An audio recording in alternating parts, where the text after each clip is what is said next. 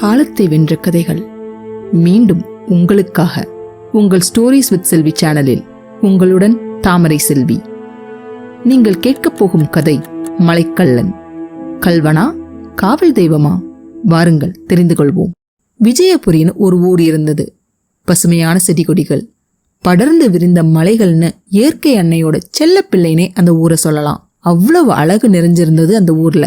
அழகு இருந்தா அதை பாதுகாக்கிறதுக்காக இயற்கை அது கூடவே ஒரு ஆபத்தையும் சேர்த்து கொடுத்து இருக்கும். ஆனா விஜயபுரியோட அழக காக்கிறதுக்காக எந்த ஆபத்தையும் ஏற்க படைக்கல.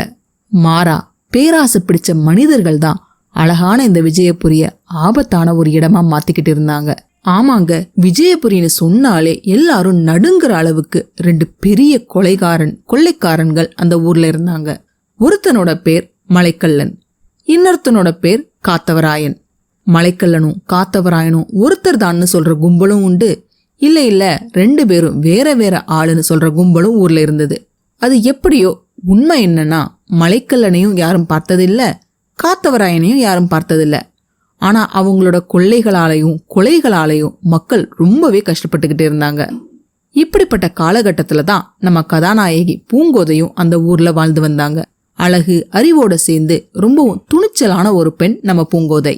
அவங்க அப்பா சொக்கேச முதலியார் விஜயபுரியில ஒரு முக்கிய பிரமுகர். அவரோட ஒரே பொண்ணு, அதுவும் சின்ன வயசுலயே தாயை இழந்ததால பூங்கோதைக்கு கஷ்டம்னா என்னன்னே தெரியாம வளர்த்திருந்தார் சொக்கேச முதலியார். அதே சமயம் தாயில்லாத குறைய தாய்க்கு தாயா இருந்து பூங்கோதைக்கு தீர்த்து வச்சது சொக்கேசரோட அக்கா காமாட்சி அம்மாள் தான். இளம் வயதிலேயே கணவனை பறிகொடுத்தவங்க. அது மட்டும் இல்லாம தன்னோட ஒரே மகனை தொலைச்சவங்களுக்கு ஆறுதலாயிருந்தது பூங்கோதை தான். மருமகளை தன்னோட மகளாவே வளர்த்து வந்தாங்க காமாட்சி அம்மாள். பூங்கோதையும் அவங்கள அத்தையா பார்க்காம ஒரு அம்மாவாவே பார்த்து வளர்ந்தாங்க. சொக்கேஸ்வரோட இன்னொரு தங்கச்சி மகன் வீரராஜன் நல்லா படிச்சவர், பஞ்சாயத்து போர்டு பிரசிடென்ட் கூட. பூங்கோதைக்கு அத்தா முறை. வீரராஜனுக்கு பூங்கோதைய கல்யாணம் பண்ணிக்க ரொம்பவே ஆசை. முறைப்பையன் ஆசைப்படுறதுல என்ன தப்புன்னு தானே கேக்குறீங்க? ஆனா வீரராஜன் குணத்துல கொஞ்சம் அப்படி இப்படி, அதுவும் பெண்கள் விஷயத்துல ரொம்பவே மோசம். பல பெண்களை கல்யாணம் பண்ணிக்கிறேன்னு சொல்லி ஏமாத்திக்கிட்டு இருக்கிறவர். ஏன் இப்ப கூட ஜானகிங்கிற ஒரு பொண்ணு அதே ஊர்ல ரொம்ப பேர் போன ஒரு நாதஸ்வர வித்வானோட மகளை கல்யாணம் பண்ணிக்கிறேன்னு நம்ப வச்சு கூட்டிட்டு வந்து தாலி கட்டாம குடுத்தனம் நடத்துறார். இப்படிப்பட்டவருக்கு எந்த அப்பா தான் தன்னோட பொண்ணை கொடுப்பாங்க? அதனால சொக்கேசர் பூங்கோதைய வீரராஜனுக்கு கொடுக்கற பேச்ச சுத்தமா மறுத்துடுறார்.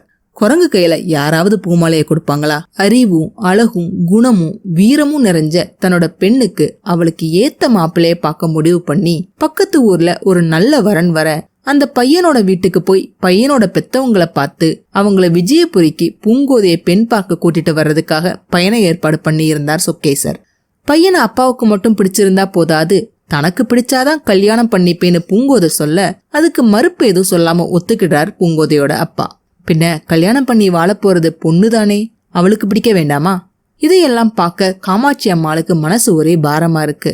இந்த சமயத்துல மட்டும் தன்னோட மகன் குமாரவீரன் இருந்திருந்தா பூங்கோதைக்கு இன்னொரு இடத்துல மாப்பிள்ளை தேடி அலைய வேண்டி இருக்காதேங்கிறது அவங்களோட கவலை.